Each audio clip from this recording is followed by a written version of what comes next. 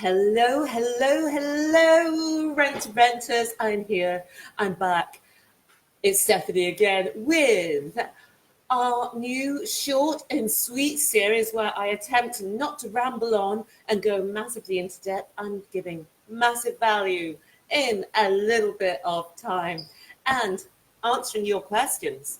And today's question was asked by Stevie Dunn, and Stevie asked how to minimize bad tenants. Now, you've asked a couple of other questions, Stevie, so I'm going to tackle those in other videos. So the first, today's one, is how to minimize bad tenants, how to totally avoid terrible tenants.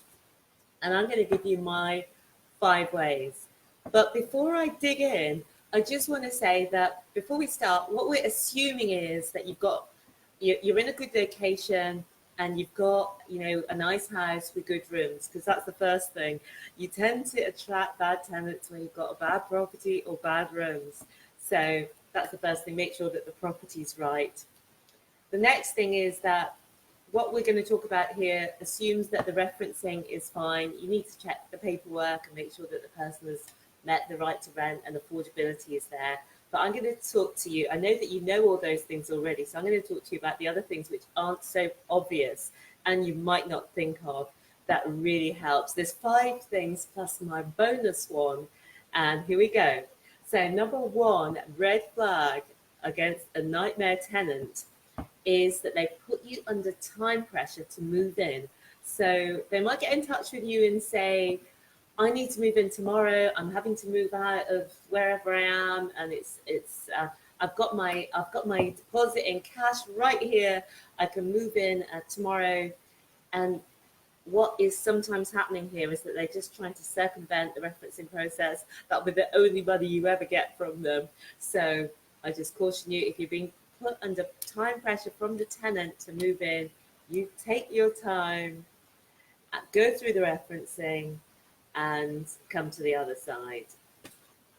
Okay, so that's number 1. Number 2 is that getting the onboarding information out of them is like getting blood out of a stone, So you ask for the bank statements and they provide statements where not all the information is there, or they've only provided a couple of pages instead of 3 months.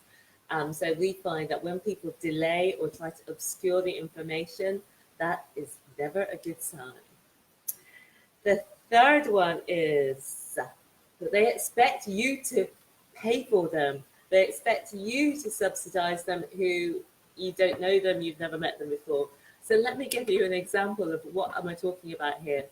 It's, say, for example, if your move-in date is the 1st of June, but they don't get paid till the 10th of June. What is a good thing is if they say to you, look, I don't get paid till the 10th of June, can I move then? The other thing that people might say to you is, I don't get paid till the 10th of June, can I move in on the 1st of June? Not pay my deposit, not pay my rent, and then just pay you when I get paid on the 10th of June. Very risky. And why we don't like it is because the values of that person are too different. It sounds like a really subtle difference, but it's fundamental. Either somebody believes that they should pay for themselves and is not expecting you as a complete stranger to pay for them, or they believe that they should pay their own rent. And we prefer tenants who believe that they should pay their own rent and not expect somebody who they don't know and have no relationship with to pay their rent for them. So that is number 3. Oh, hi, Jacqueline. I can see you're watching. Mummy loved your comments earlier on. So number 4 is that if the person's a young person, say 19 to 21, 22, that sort of age, and they need a guarantor, which, it happens for our tenants. Sometimes it's their first time moving away from home. They've just come out of university and going into a first job. So sometimes they will require a guarantor. But the red flag is if their parents won't be a guarantor for them and they're offering someone who's a sibling or a friend, that often is a red flag. Now, some people don't have a relationship with their parents. Some people might not have parents. I'm not saying it's always a red flag, but if you've got all of these in a cluster of 3 or more of these things, then definitely it's a proceed with caution.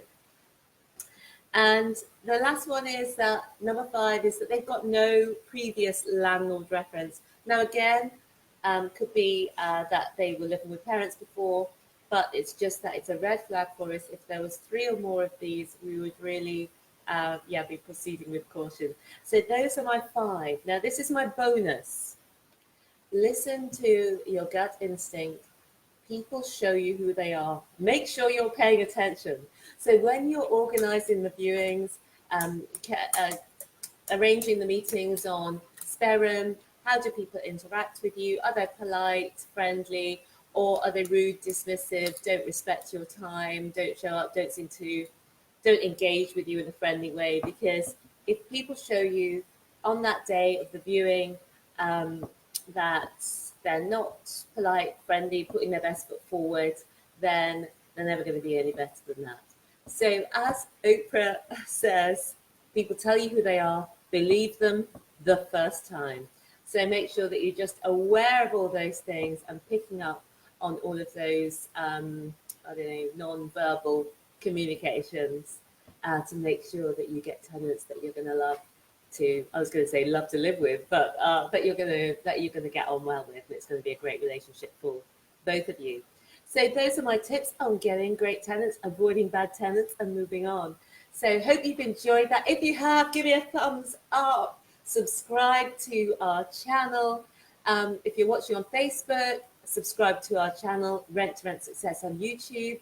And if you're watching on YouTube, then join our lovely Facebook community called Rent to Rent Success Secrets. We look forward to getting to know you. See you soon, and bye for now.